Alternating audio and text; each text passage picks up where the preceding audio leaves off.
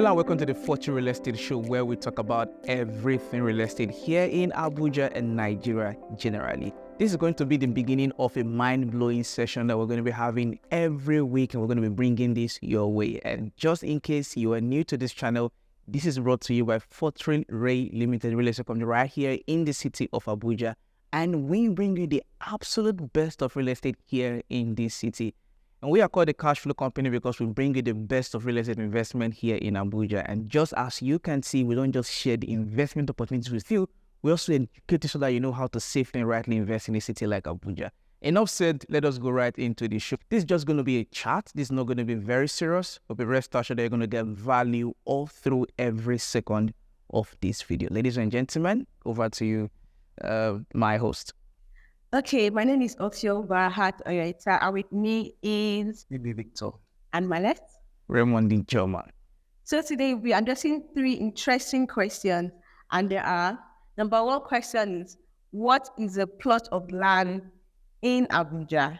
Mr. Victor? So when it comes to real estate in Abuja, well, one thing is sure is that you really cannot tell what a plot is, because a plot is actually based on who is selling to you, where you are buying from, and the modalities around that. So in other cities, you can hear whatever they call theirs, but Abuja do not actually do plots, they do square meters. So a particular developer can tell you that my plot is 200 square meters, one will tell you is 300 square meters, and so forth, and so on and so forth. So it's up to the developer to actually decide what a plot is. So you cannot just put a particular size to a plot of land here in Abuja. And if you are not buying from an estate, you are buying from an individual, what a plot is definitely is going to be different. So if you're buying a land in Abuja, it's up to you to ask the person who is selling to you what his own definition of a plot is. So I think that's what it is for me when it comes to a plot in Abuja. Let me add that since we don't just have an Abuja specific audience, and we have people who just are interested in what we are doing here generally, I think I should add that the whole idea of a plot of land is not specific. In fact, it is not specific to any location, even in Lagos. At the local level, you have a lot of people who prefer to use 100 by 100, 50 by 100. And so for a place like Benin, generally it is 100 by 100 that is considered a plot of land. For a place like Delta, you're looking at a 50 by 100. For a place like Lagos, you're looking at 60 by 120, right? So at that point, when you are asking when somebody is interested in investing in Benin, he already has the idea that, or he's a Benin man, he already has the idea that a plot of land is 100 by 100. So when he goes to Lagos or Delta to ask or want to buy a plot of land, and you're giving him 150, that becomes an issue, right? So on that basis, it is always best to try to understand what applies to that region. And I think that is where it makes sense that the whole idea of square meter comes into play, because the square meter concept can always give you a perfect idea of where you're looking at. So for example, somebody can say what you are getting is a 100 by 100 in square meters. That will be around something square meters. But you go to a place like Lagos and you're saying a plot of land, the person will not tell you 100 by 100. The person will tell you about 600 square meters, depending on measurement. At that point, you already know that the Benin 900 something square meters is bigger than the Lagos 600 something square meters, or even another place where they're giving you 200 something square meters. Right? But in feet, some persons may not be able to understand it. So it's just best to ask what applies to this region. And if you can, always try to fall back to square meters instead of plot. Yeah. Okay, that was very explanatory. Thank you very much. So our second question is, what is land banking? Land banking, land and banking. Banking land or banking. What do you think, Mr. Victor? Let me first of all say, land banking is not taking your land to go and deposit in the bank. Now, for real estate, land banking is simply putting your money somewhere where you leave it to grow. If it's a banking term, we could call it a fixed deposit. The fixed deposit is not something you actually withdraw anything. It's something you need to put your money, leave it for some time before you're able to withdraw.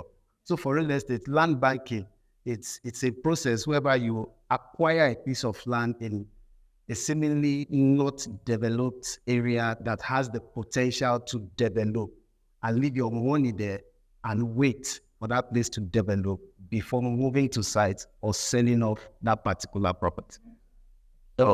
Next. So okay. So sorry, I'm laughing. Something came to my mind. So lately, we've had a lot of clients who have reached out, and I think generally we've always preached the idea of land banking, right? And because of that, people have always requested for land banking products. So the question now is, this is not supposed to be part of this. Sorry, Madam Presenter, but we should ask ourselves a question right now. For Abuja, is there land banking? Because with our new sheriff, the new mayor in town, his people already now have the idea of revoke, right? So since we are looking at the concept where they are keeping land for a while, so what can be defined as a while?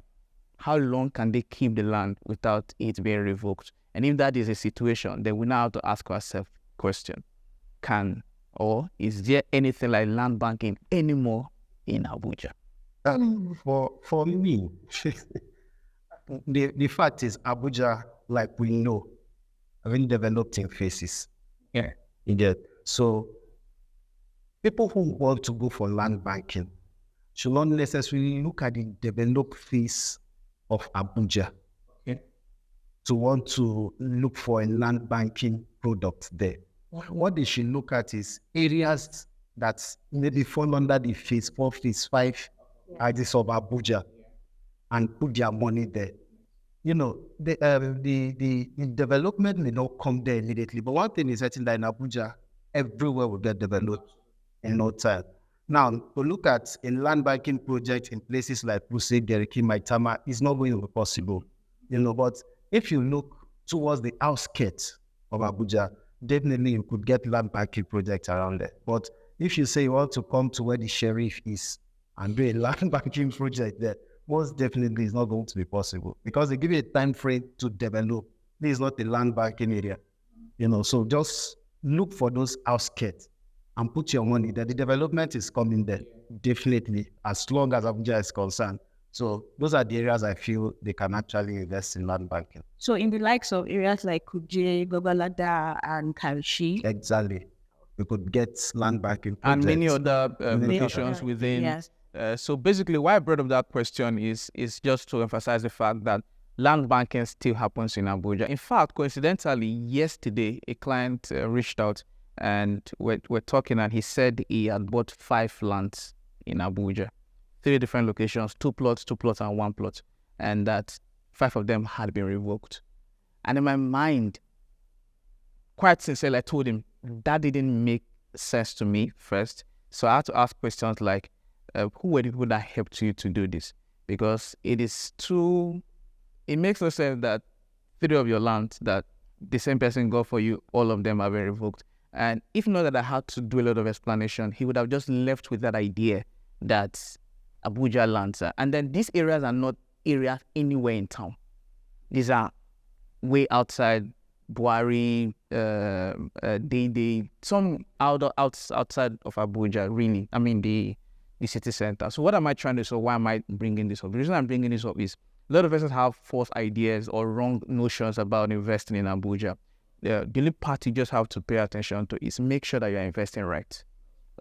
Getting the right professionals so that you know where to put your money part-time. And that is why we always ask questions like, why are you buying this?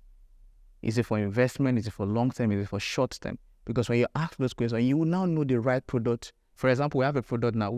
After we chatted, I just told him that we have a product. He loved the product that he reached out for. And I said that product you have to build within 3 months.